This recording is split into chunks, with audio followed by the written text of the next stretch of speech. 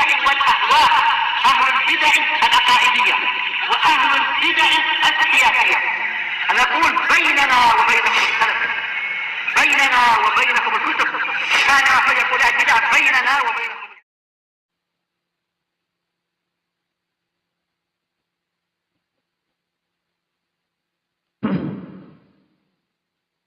Bismillahirrahmanirrahim.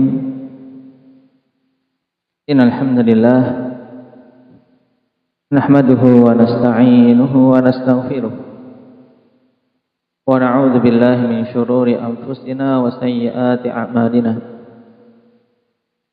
May yahdihillahu fala mudilla lahu wa may yudlil fala hadiya lahu. Asyhadu an la ilaha illallah wahdahu la syarika lahu wa asyhadu anna Muhammadan abduhu wa rasuluh sallallahu alaihi wa ala alihi wa ashabihi wa mawalah, amma ba'd. Alhamdulillah, kita memuji Allah Subhanahu wa taala atas semua nikmat sehingga pada kesempatan hari ini kita bisa bermajelis kembali untuk mempelajari bimbingan Allah Subhanahu wa taala dan Rasul-Nya.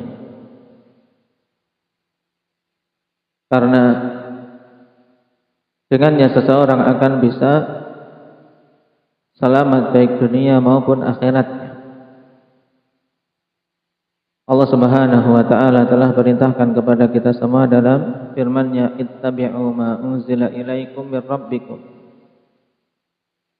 Ikutilah oleh kalian apa-apa yang telah diturunkan kepada kalian dari Rabb kalian, yaitu ikutilah Al-Quran dan sunnah Rasulullah sallallahu alaihi wasallam. Yang siapa saja berpegang teguh dengannya maka dia akan selamat, dan siapa saja berpaling darinya maka dia akan tersesat. Allah Subhanahu wa taala telah katakan, wa imma ya'tiyannakum minni huda faman ittaba'a hudaya fala yadhillu wa la yashqa. Siapa saja yang mengikuti petunjukku maka dia tidak akan tersesat di dunianya, wa la yashqa, dan dia tidak akan sengsara di akhiratnya.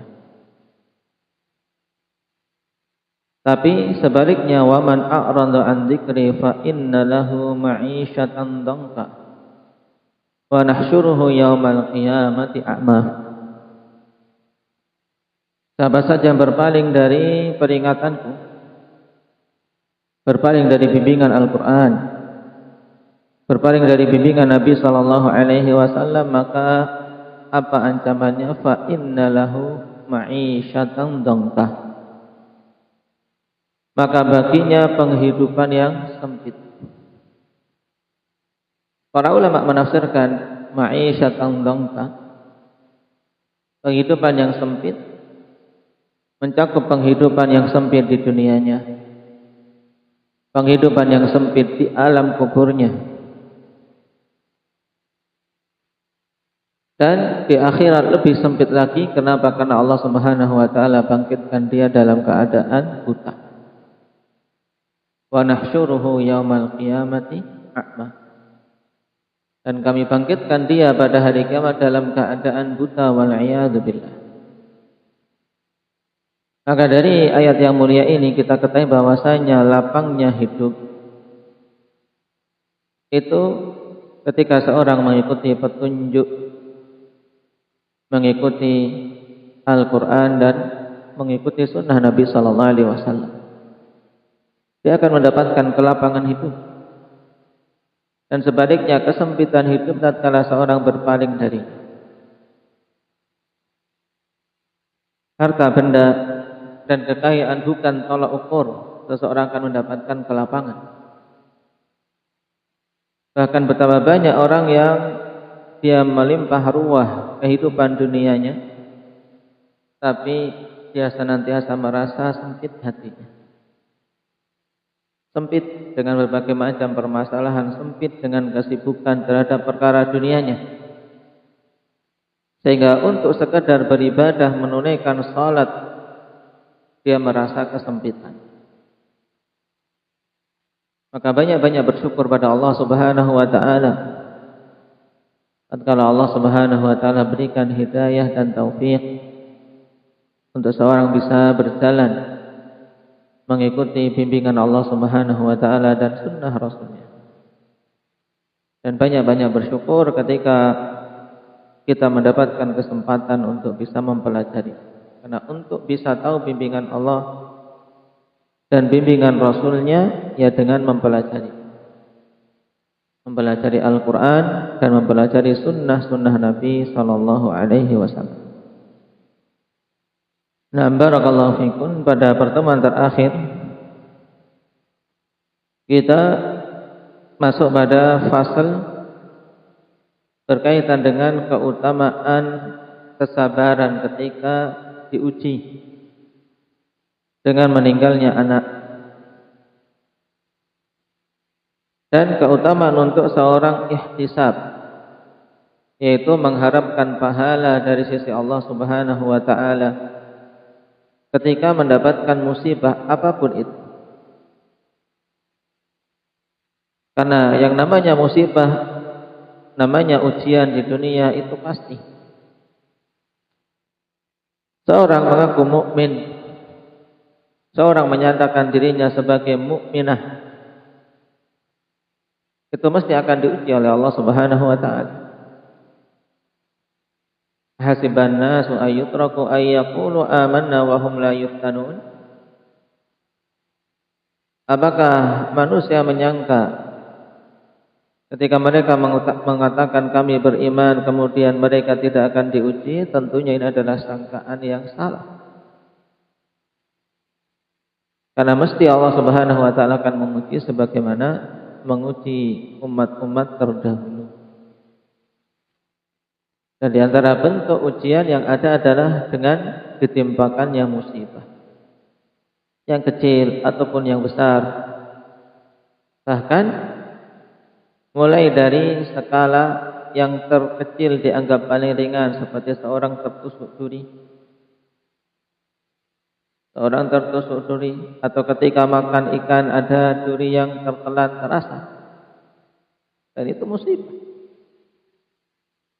Yang siapa saja pada hal-hal yang seperti itu kemudian ihtisab, mengharapkan pahala pada Allah Subhanahu wa taala, bersabar atasnya, maka akan menjadi sebab gugurnya dosa dan naiknya derajat di sisi Allah Tabaraka wa taala.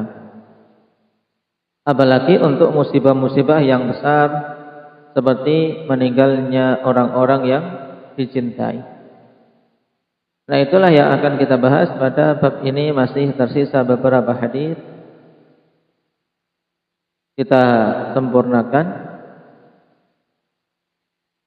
Qala Syekhuna Abdullah Al-Riyani hafizahullahu taala,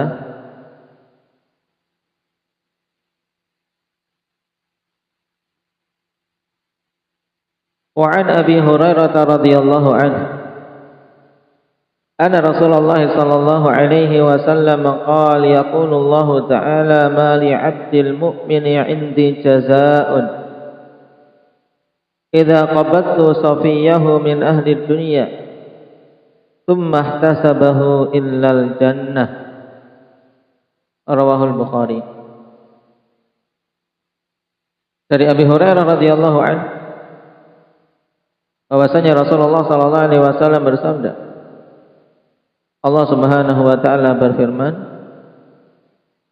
"Ma li 'abdil mu'mini 'indi jazaa'un." Tidak ada untuk hambaku yang beriman di sisiku suatu pahala apabila aku mengambil orang terkasihnya dari penduduk dunia, kemudian dia ihtisab, kemudian dia mengharapkan pahala, kecuali surga. Jadi makna mudah dari hadis ini, tidak ada balasan kecuali surga bagi orang yang Allah Subhanahu wa taala uji dengan diambilnya orang yang terkasih yang dia miliki. Karena makna safiyah, idza qabattu safiyahu, yaitu mencakup orang yang paling dia cintai, apakah itu anak, atau kalau anak itu adalah orang tua, kemudian dia ihtisab mengharapkan pahala di sisi Allah Subhanahu wa taala, maka dia akan mendapatkan pahala surga Allah Subhanahu wa taala.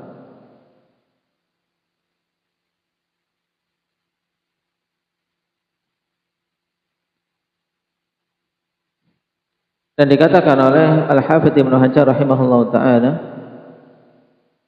ketika menafsirkan safiyahu huwal habibul musafi kal waladi wal akh wa kullu man yuhibbuhul insan, yaitu semua yang dicintai, yaitu orang yang terkasih yang paling dicintainya, seperti anak, saudara, dan setiap orang yang seseorang mencintainya. Kemudian Allah Subhanahu wa taala ambil dengan dimatikan, dicabut nyawanya. Dan ini tentunya musibah yang besar. Yang terkadang seseorang kehilangan harta benda dan yang lainnya dia bisa bersabar, tapi ketika kehilangan orang yang terkasih tidak mampu untuk bersabar. Oleh karena itulah Allah Subhanahu wa taala siapkan baginya pahala yang besar, yaitu surga.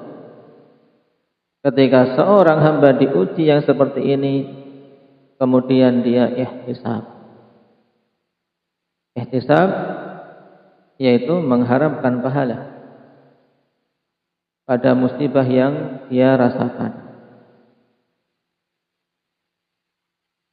Qala wa 'an Abdullah bin Amr bin al-'As radhiyallahu anhuma qala qala Rasulullah sallallahu alaihi wasallam innallaha la yarda li 'abdihi al-mu'min idza dhahaba bi safiyhi min ahli al-ardi fasabara wahtasaba bi thawabin dunal jannah. Hadits akhrajahu An-Nasa'i wa huwa haditsun hasan. Dari Abdullah bin Amr bin al-'As radhiyallahu anhuma, Rasulullah sallallahu alaihi wasallam bersabda, sungguhnya Allah Subhanahu wa taala tidak akan ridha terhadap hambanya yang beriman apabila hilang orang yang terkasihnya dari penduduk bumi dengan meninggal. Kemudian dia bersabar dan ihtisab. Dalam hadis ini digandengkan dua hal ini, menunjukkan kedua hal itu berbeda. Fasabara wahtasab. Karena tidak semua orang yang bersabar itu ihtisab. Makanya siapa saja yang menginginkan pahala yang besar di sisi Allah Subhanahu wa taala, gabungkan dua hal ini, yaitu fasabara wahtasab, bersabar dengan menahan diri jangan sampai ada keluh kesah, menahan diri agar jangan sampai mulut ini berkata-kata yang menunjukkan celaan terhadap takdir Allah. Adapun seseorang memohon, memelas kepada Allah Subhanahu wa taala, ini tidak menafikan kesabaran. Seorang melepaskan keluh kesahnya kepada Allah, kelemahannya kepada Allah, ini tidak mengapa. Nah, sebagaimana yang diungkapkan oleh Nabi Allah Ya'qub, innama ashku bathi wa huzni ilallah. Kesedihan yang dirasakan hanya diarahkan kepada Allah Subhanahu wa taala. Ini tidak mengapa. Nah, yang penting mulutnya dia tahan, jangan sampai dia mengungkapkan keluh kesah pada manusia.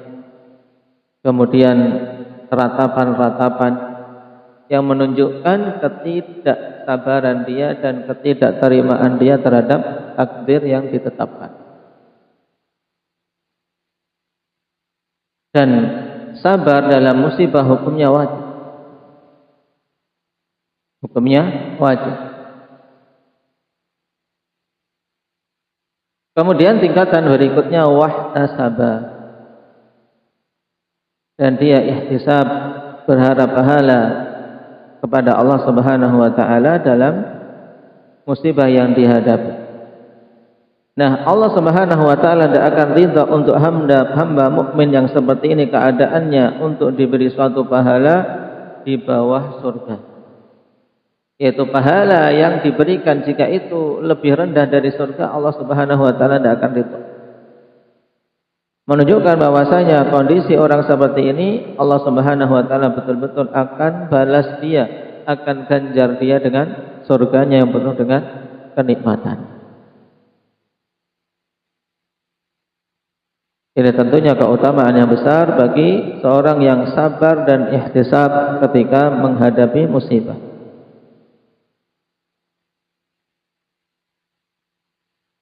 Hadits berikutnya, wa an Abi Sulma radhiyallahu anhu. Abi Sulma, harokatnya dengan mendhammah sin. Qala Rasulullah sallallahu alaihi wasallam bakhin khamsun ma athqaluhunna fil mizan. La ilaha illallah wallahu akbar wa subhanallah walhamdulillah. Wal waladus salihu yutawaffa fayahtasibuhu walidah. Rasulullah sallallahu alaihi wasallam mengatakan bakhin. Betapa besarnya ungkapan ini dalam kalimat Arabiyah digunakan untuk ta'zimul amr wa tafkhimuhu fil khabar, untuk mengagungkan suatu perkara. Ketika mau mengabarkan sesuatu perkara yang besar, terkadang dimulai dengan kalimat ini, bakhin. Khamsun ma'athqaluhunna fil mizan, 5 perkara betapa beratnya timbangannya di mizan hari kiamat kelak.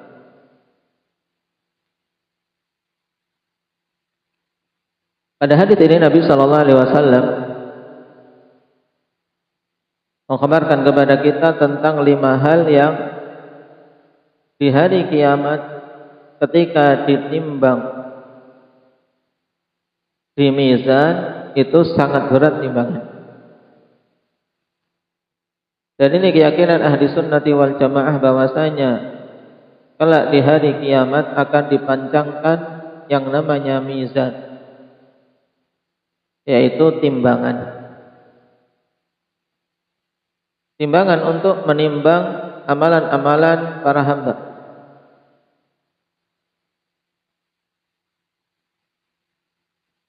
Sebagaimana Allah Subhanahu wa taala tegaskan, wa nadha'ul mawazinal qist, dan kami letakkan timbangan keadilan. Dan mizan di hari kiamat itu hanya satu, dan memiliki 2 daun timbangan. Satu untuk meletakkan amalan-amalan yang baik, dan 1 daun timbangan untuk diletakkan di sana amalan-amalan yang buruk, sehingga terlihat mana yang lebih berat di antara 2 amalan tersebut yang dilakukan oleh para hamba.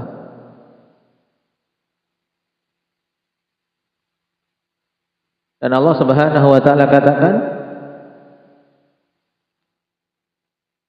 fa amma man taqulat mawazinuhu fahuwa fi 'ishatir radiyah wa amma man khaffat mawazinuhu fa ummuhu hawiyah. Manusia terbagi menjadi 2 golongan, yaitu orang-orang yang taqulat mawazinuhu, Orang-orang yang timbangannya amalan kebaikan itu lebih berat, maka fahuwa fi 'ishatir radiyah, dia berada dalam kehidupan yang diridhai oleh Allah Subhanahu wa taala. Inilah orang-orang yang selamat, yang timbangan amalan kebaikannya lebih berat dibandingkan timbangan amalan-amalan buruk. Adapun golongan yang kedua sebaliknya, yaitu wa amma man khaffat mawazinuh, adapun orang-orang yang timbangan amalan kebaikannya itu lebih ringan dibandingkan amalan keburukannya, fa ummuhu hawiyah wa ma adraka ma hiya narun hamiyah, maka dia akan dicemplungkan ke dalam neraka Allah Subhanahu wa taala, api yang begitu panas yang menyala-nyala. Yang panasnya, kata Rasulullah sallallahu alaihi wasallam, juz'un min sab'ina juz'an min nari jahannam. Panas api neraka itu satu bagian dari 70 bagian panas api neraka.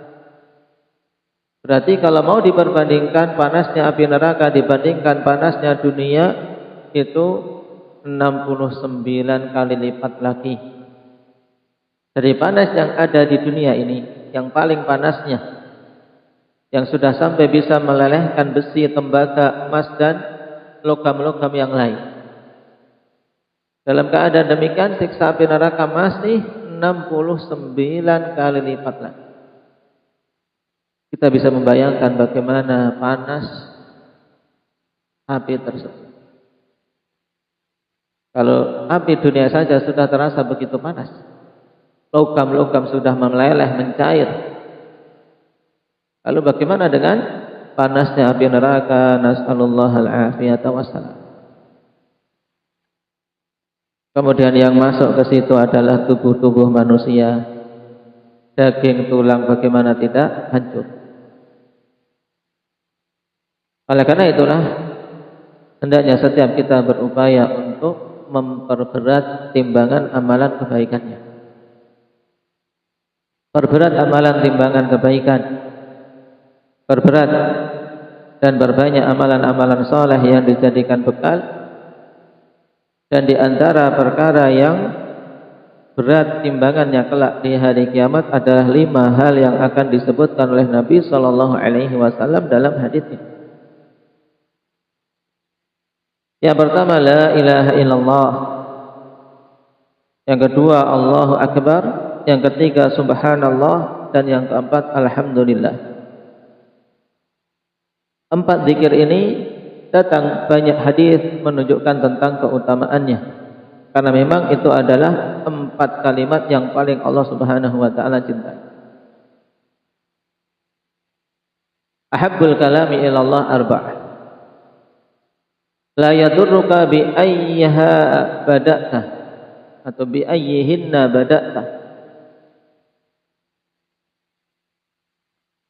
Kalimat yang paling Allah Subhanahu wa taala cintai adalah 4. Tidak bermadarat engkau memulai dari mana dari 4 kalimat tersebut, yaitu subhanallah, walhamdulillah, wa la ilaha illallah, Allahu akbar. Sehingga kalau kita perhatikan dalam semua amalan-amalan yang terkandung padanya zikir, itu tidak kosong dari salah satu dari 4 zikir pokok ini. Apalagi sholat. Pada sholat terkumpul 4-4-nya, mulai dari takbir, kemudian tasbih dan tahmid serta tahlil. Dimulai dari bacaan takbir Allahu akbar, kemudian bacaan tahmid pada Al-Fatihah, pada bacaan tahmid ketika bangkit dari rukuk, sami Allahu liman hamidah. Demikian pula bacaan tasbih ketika rukuk dan sujud. Bacaan tahlil ketika seorang tasyahud.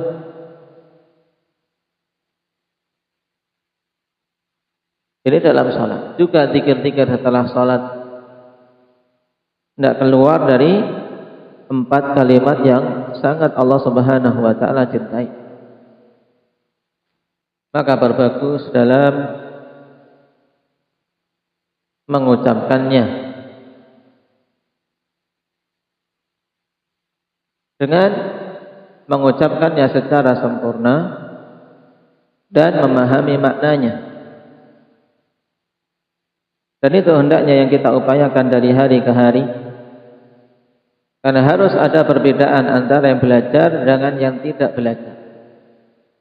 Di antara hal yang harus berbeda dari sisi itu, dari waktu ke waktu hendaknya kita semakin berupaya untuk memperbagus salat kita, memahami bacaan-bacaannya. Kalau dulu kita salat sebelum belajar tidak mengetahui makna dari bacaan-bacaan kita, maka harus naik ke tingkatan berikutnya, berusaha memahami makna dari bacaan-bacaan yang kita baca di dalam salat. Karena dengan mengetahui maknanya seorang akan terbantu untuk bisa tadabbur, akan bisa khusyuk ketika mengucapkan Allahu Akbar. Hatinya menghadirkan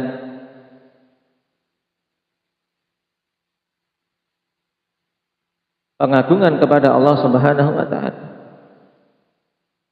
Karena pada kalimat Allahu Akbar, pengakuan dari kita semua bahwasanya Allah adalah zat yang maha agung, zat yang maha besar, yang menguasai jagat raya ini. Kemudian ketika mengucapkan subhanallah,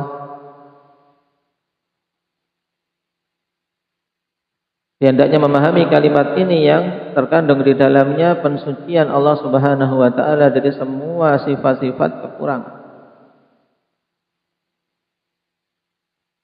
Aku mensucikan Allah Subhanahu wa taala dengan sebenar-benar pensucian. Usabbihu subhanallah. Ini asal kalimatnya. Aku mensucikan Allah dari semua sifat-sifat kekurangan, sifat-sifat cacat dan celah bagi Allah Subhanahu wa taala. Karena Allah adalah zat yang maha sempurna. Makanya kemudian ketika mengucapkan alhamdulillah, dia memuji Allah, sebab Allah Subhanahu wa taala adalah zat yang maha sempurna pada semua sifat-sifat yang dimiliki. Dan pengakuan tauhid la ilaha illallah, tidak ada ilah yang hak untuk diibadahi kecuali Allah Subhanahu wa taala. Siapa saja mengucapkan 4 kalimat ini dalam keadaan dia betul-betul meyakini kandungannya, akan tercapai kebaikan yang banyak.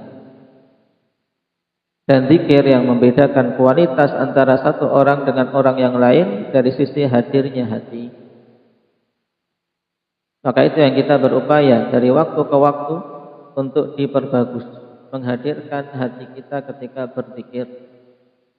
Jangan sampai zikir ini terus-menerus hanya di lisan saja, tidak menyentuh hati.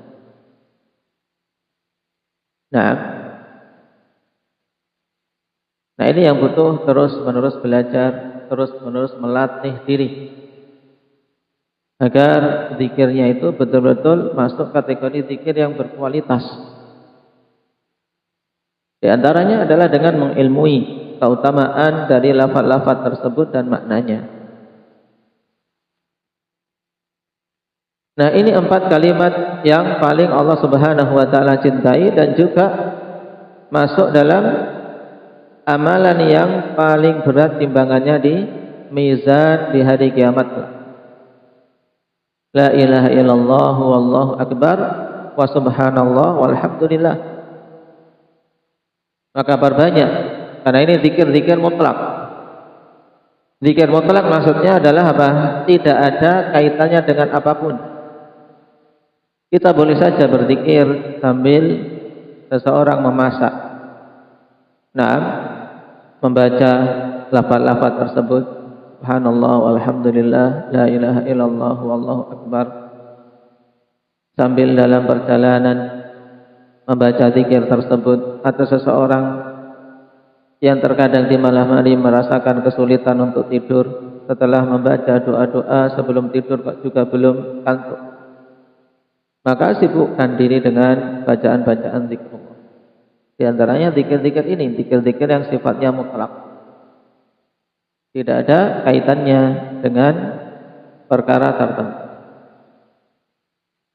Berarti intinya ya kita perbanyak saja untuk mengucapkan zikir-zikir, kecuali pada keadaan tertentu yang datang dalil Nabi Shallallahu Alaihi Wasallam memberikan bimbingan tentang batasannya, seperti misalnya dalam zikir setelah salat.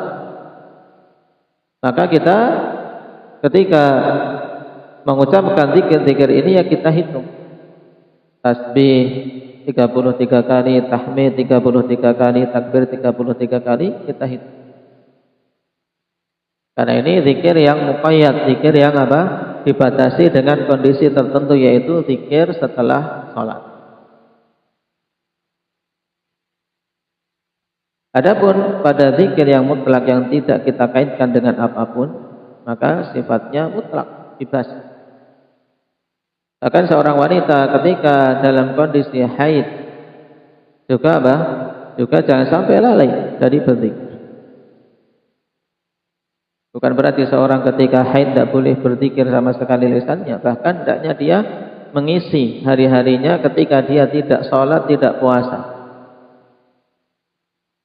diisi dengan hal lain dari amalan-amalan yang bisa dia lakukan. Karena seorang tidak sholat, satu kali sholat itu kan kerugian yang sangat besar. Maka ini juga penting bagi para wanita ketika hari-hari haidnya, hadirkan dalam dirinya merasa apa? Merasa kehilangan ketika tidak sholat. Jangan malah merasa senang, oh libur tidak sholat, tidak capek. Tapi ketika waktu zuhur tiba, kemudian hadirkan, seandainya aku tidak haid, aku sungguh ingin sholat. Untuk apa? Untuk dia bisa mendapatkan pahala-pahala tersebut, karena dia biasa sholat di awal waktu, biasa menunaikan sholat-sholat sunnah, kemudian karena haid dia tinggalkan. Hadirkan dalam diri, seandainya aku tidak haid, aku akan tunaikan sholat. Nah, perasaan kehilangan, kemudian dia berupaya untuk mengganti dengan yang diperbolehkan ketika haid, yaitu diantaranya zikir-zikir tersebut. Agar apa? Agar tidak terlalu banyak keutamaan yang tertinggal dikarenakan hari-hari haidnya itu.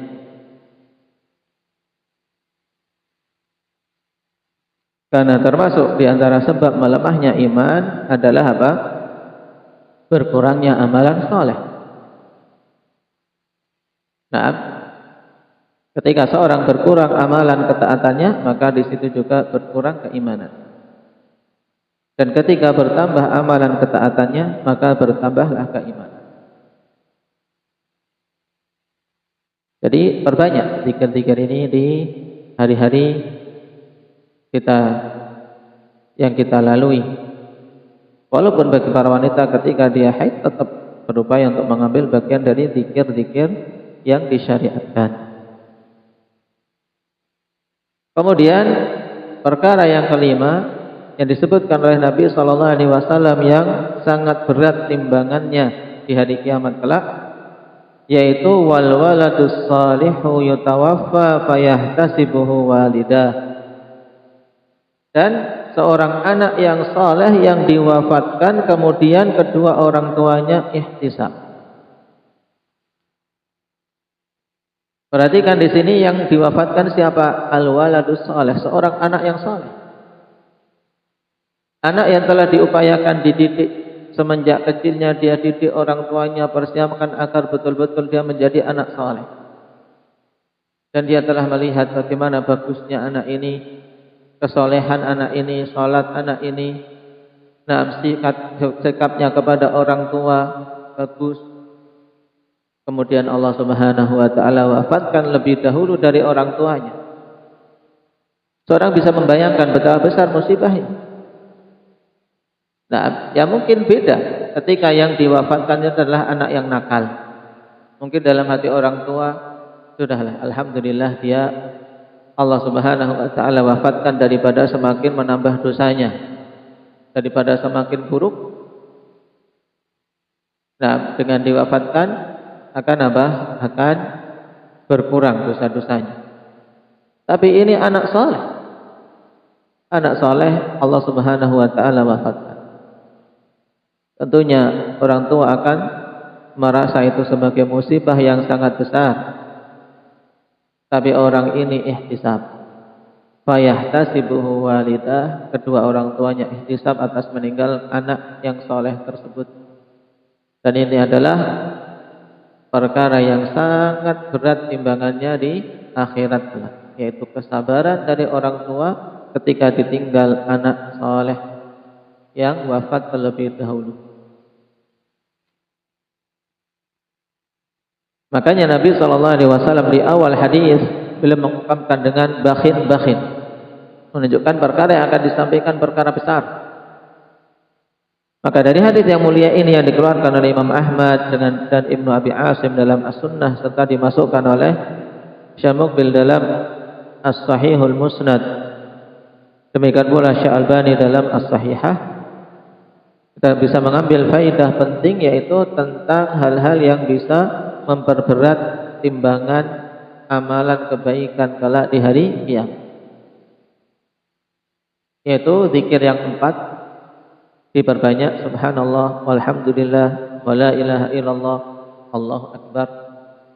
Kemudian yang kelima adalah kesabaran dan ihtisab atas meninggalnya anak soleh apabila seorang diuji dengan ujian tersebut.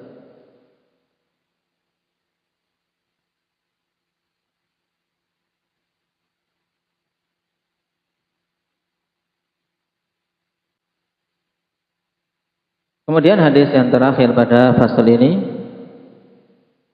wa an Ummi Salamah radhiyallahu anha qala sami'tu Rasulullah sallallahu alaihi wasallam yaqul ma min 'abdin tusibuhu musibah fayaqulu inna lillahi wa inna ilaihi raji'un Allahumma ajurni fi musibati wa akhlif li khairan minha illa ajarahullahu fi musibatihi wa akhlafa lahu khairan minha. Dari Ummu Salamah radhiyallahu anha qalat, beliau mengatakan, aku mendengar Nabi sallallahu alaihi wasallam bersabda, tidaklah seorang hamba pun tertimpa suatu musibah. Perhatikan konteks ini, musibah dalam bentuk nakirah, musibatun, menunjukkan makna umum. Musibah apa saja? Musibah kehilangan harta, musibah kehilangan suatu kesempatan yang berharga, musibah meninggalnya orang-orang yang dicintainya. Yang penting mencakup semua bentuk musibah yang menimpa seorang hamba. Ketika dia tertimpa musibah tersebut kemudian mengatakan, inna lillahi wa inna ilaihi raji'un. Sungguhnya kami ini adalah milik Allah Subhanahu wa taala. Allah Subhanahu wa taala yang menciptakan, yang mengatur, mengurusi semua perkara-perkara kita. Kita milik Allah Subhanahu wa taala. Inna lillahi. Hidup mati kita milik Allah. Sebagaimana dalam ayat yang Allah Subhanahu wa taala katakan, qul inna salati wa nusuki wa mahyaya wa mamati lillahi rabbil alamin. Katakanlah wahai Nabi, sungguhnya salatku, sembelihanku dan hidup serta matiku itu adalah untuk Allah Subhanahu wa taala Rabbul alamin semata. Maka ketika seorang mendapatkan musibah kemudian mengucapkan kalimat ini, inna lillah, pengakuan kalau kita ini milik Allah. Di sini untuk memutus perasaan tidak terima. Kenapa? Karena kita mengakui kita ini adalah milik Allah. Allah Subhanahu wa taala mengambil apapun dari apa yang dimilikinya, kita tidak bisa untuk menolak, tidak bisa untuk mengelak, tidak bisa untuk membantah. Inna lillah wa inna ilaihi raji'un, dan sungguhnya kami ini hanya kepada Allah Subhanahu wa taala akan kembali. Ini akan membuahkan kesabaran. Cepat atau lambat kita akan kembali kepada Allah. Sehingga ketika ada orang yang mereka dipanggil terlebih dahulu dari kita, kita akan bersabar. Karena kita pun memang akhirnya akan kembali kepada Allah Subhanahu wa taala. Kalimat ini dinamakan dengan kalimat istirja'. Kalimat istirja' yang disunahkan untuk dilafadzkan ketika seorang tertimpa musibah. Inna lillahi wa inna ilaihi raji'un. Di antara fadilah keutamaan dari kalimat tersebut yang akan dipetik oleh seorang hamba selain itu adalah menunaikan perintah Allah dan bimbingan Rasul sallallahu alaihi wasallam. Bagi si hamba ini akan membuahkan perasaan sabar. Kalau betul-betul dia ucapkan kalimat ini dalam keadaan memahami artinya, maka akan membuahkan kesabaran dan ridha dengan apa yang Allah Subhanahu wa taala telah tetapkan. Inna lillahi wa inna ilaihi raji'un. Kami ini adalah milik Allah dan kami ini semua hanya kepada Allah akan dikembali. Sehingga untuk apa seorang geresulo? Untuk apa seorang merasa tidak terima? Untuk apa seseorang berkeluh kesah? Kita semuanya ini milik Allah. Apapun yang Allah ambil, Allah mengambil miliknya. Allah tidak akan menzalimi siapapun dari hamba-hamba. Karena Allah mengambil miliknya. Kecuali kalau mengambil yang bukan miliknya, ini zalim. Allah Subhanahu wa taala mengambil miliknya. Jadi kita ridha, kita terima dengan apa yang Allah Subhanahu wa taala telah ambil. Ini pentingnya kalimat istirja untuk diungkapkan di awal pertama kali seorang merasakan adanya musibah atau dikhabarkan tentang musibah yang menimpanya atau mengalami suatu musibah yang dia rasakan. Pertama kali untuk mengucapkan inna lillahi wa inna ilaihi raji'un.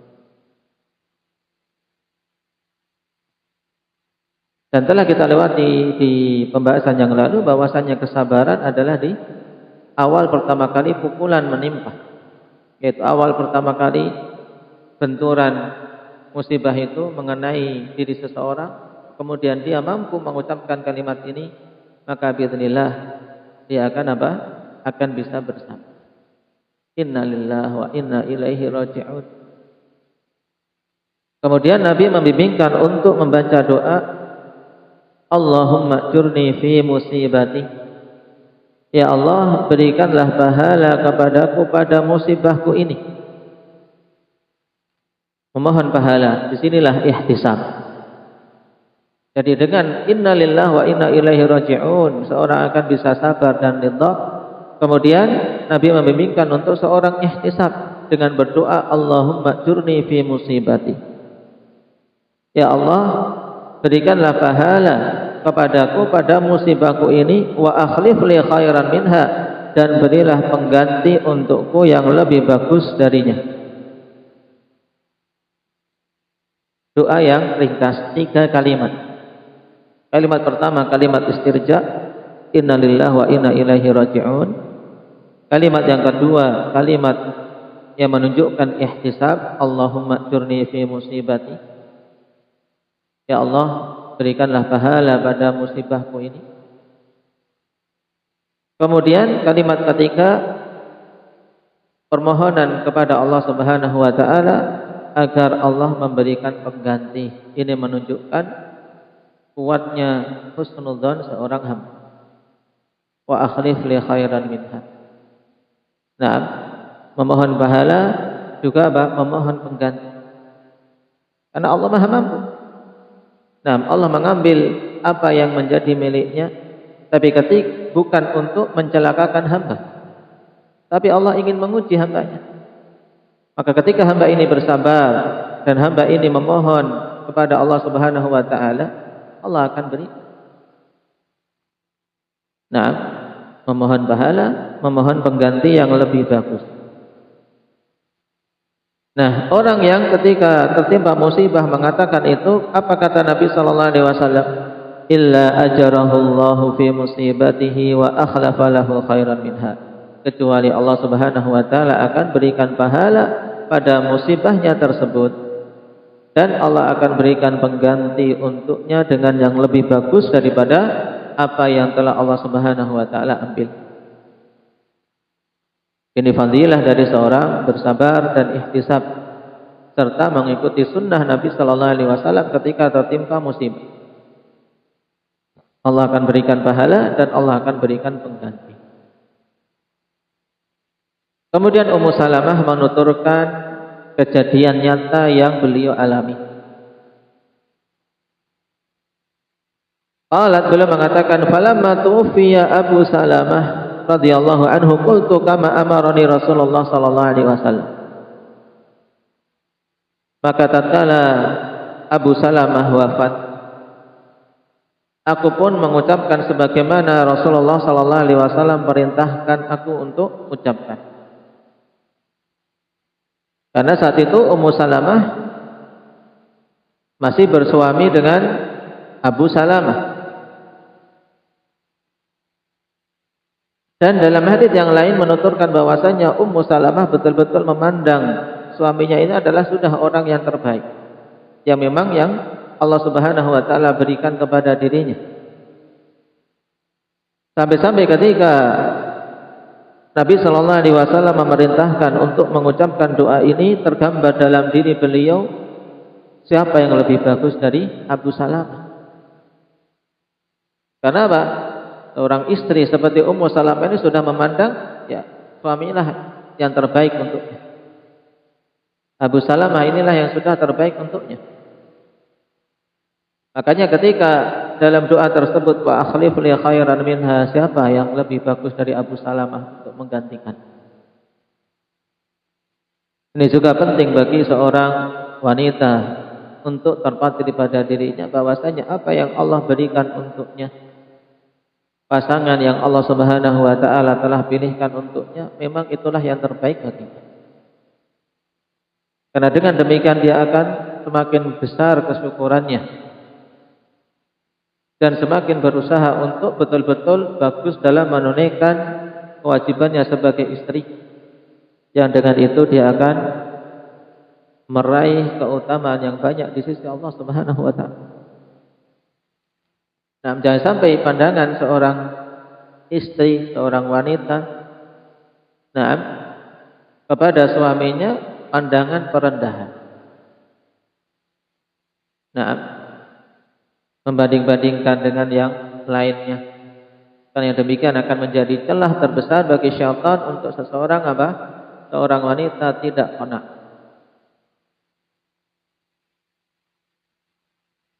Memang tentunya yang namanya manusia di sana ada yang lebih bagus, lebih utama. Cuman di sini yang paling penting adalah bahwasanya suamiku inilah yang memang terbaik bagiku. Sesuai dengan apa? Keadaan diriku, Allah pilihkan dia, itu tentu pilihan yang terbaik. Nah, sebagaimana juga diungkapkan oleh Ummu Salamah, tapi tetap dia mengamalkan sunnah Nabi sallallahu alaihi wasallam, yakin bahwasanya Allah akan memberikan pahala dan memberikan pengganti walaupun tidak tahu siapa pengganti yang lebih bagus dari Abu Salamah. Qultu kama amarani Rasulullah sallallahu alaihi wasallam, aku pun ucapkan sebagaimana Rasulullah memerintahkanku. Fa akhlafallahu li khairan minhu Rasulullah sallallahu alaihi wasallam. Subhanallah. Maka kemudian Allah Subhanahu wa taala pun berikan pengganti untukmu yang lebih bagus daripada Abu Salamah, yaitu Rasulullah sallallahu alaihi wasallam, makhluk yang paling utama. Makhluk yang paling utama. Nah, diberi pengganti untuk menjadi istri Nabi sallallahu alaihi wasallam. Tadinya tidak tergambar dan tidak akan terbetik pada diri Ummu Salamah untuk menjadi istri Nabi sallallahu alaihi wasallam. Tapi dia yakin dengan mengucapkan kalimat tersebut Allah akan berikan pengganti yang lebih bagus. Serahkan kepada Allah Subhanahu wa taala. Allah yang Maha tahu tentang yang terbaik bagi diri-diri kita. Demikian pula pada musibah-musibah yang lainnya, musibah kehilangan harta, musibah sakit dan yang lainnya.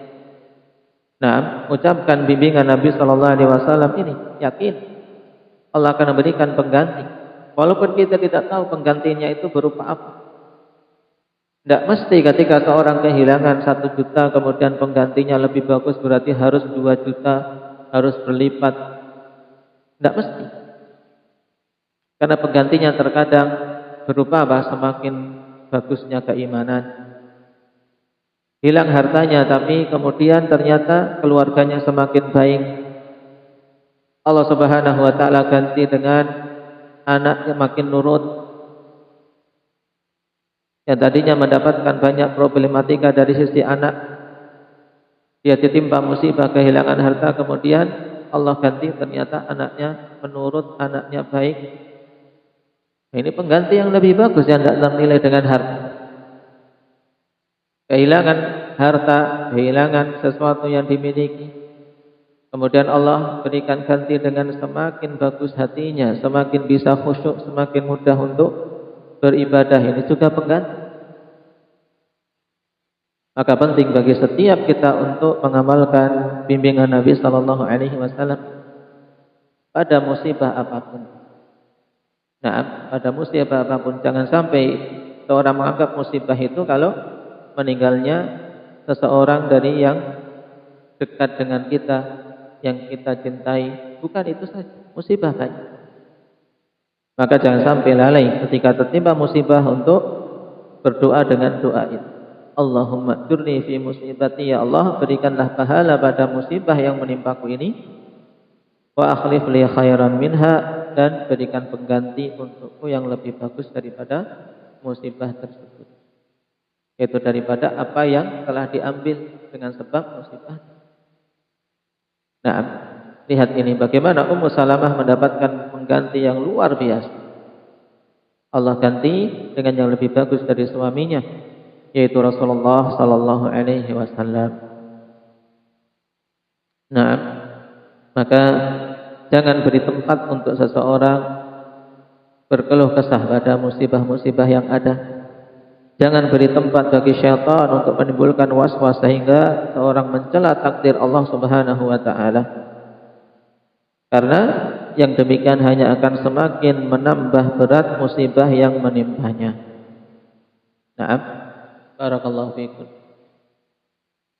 Mungkin itu untuk pertemuan kita pada kesempatan hari ini, pada fasal yang ke-6 ini, dorongan yang sangat kuat bagi kita untuk bersabar pada setiap musibah yang Allah Subhanahu wa taala ujikan kepada hamba-hambanya. Nasallallahu azza wa jalla an yuwaffiqana lima yuhibbuhu wa yardah. Walhamdulillahirabbil alamin.